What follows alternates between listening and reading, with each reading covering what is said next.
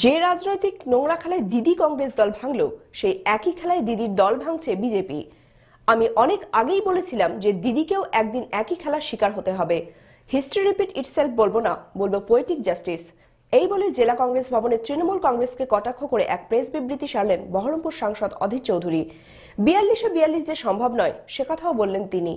আজ সরকার বলছে, বাংলার মুখ্যমন্ত্রী বলছে আমার দল ছেড়ে লোক চলে যাচ্ছে, আমি বেঁচে গেলাম, আমার দলের গাদ্দার আছে, বিজেপি তোমরা নিয়ে যাও। বাংলার মুখ্যমন্ত্রী একদিন কংগ্রেসকে এইভাবে আপনি ভাঙিয়েছিলেন। সেদিনও আমরা বলেছিলাম যারা দল ছেড়ে যাচ্ছে তারা গাদ্দার, আর আপনি বলেছিলেন তারা সব সম্পদ।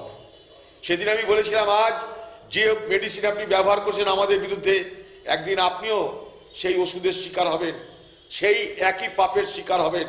কংগ্রেস দলকে ভাঙতে মজা লেগেছিল তখন, আজ কেমন লাগছে দিদি ভাই আপনার দল চুরমার হয়ে বিজেপিতে জয়েন করছে? হ্যাঁ, আপনি সাম্প্রদায়িকতার বিরুদ্ধে লড়বেন? আপনার দলের মধ্যে সাম্প্রদায়িকতার বিরুদ্ধে লড়ার কোন রকম মন্ত্র আছে? আপনার দলের লোকরা কোথায় যাচ্ছে? সব বিজেপিতে যাচ্ছে, বিজেপিতে যাওয়ার লাইন লাগিয়ে দিয়েছে। কেন? বাংলার মুখ্যমন্ত্রী আপনি গণতন্ত্র মানেননি, তাই আপনাকে এই শাস্তি পেতে হবে। একদিন অগণতান্ত্রিক পথে ভয় ভীতি প্রলোভন প্রদর্শন করে আপনি কংগ্রেস দলটাকে ভেঙেছেন।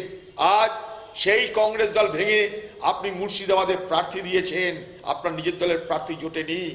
যাদের পকেটে আজও কংগ্রেসের সিম্বল, তারা হয়েছে আপনার দলের প্রার্থী। কংগ্রেসের উচ্ছিষ্টদেরকে নিয়ে আপনি এখানটায় কংগ্রেসকে ধ্বংস করতে চাইছেন। আপনার স্বপ্ন পূরণ হতে আমরা দেব না, আপনি নিশ্চিত থাকুন। কিন্তু আজ যে কথাটা আপনাকে বুঝতে হবে সেটা হলো এই, history repeats itself in a crude manner.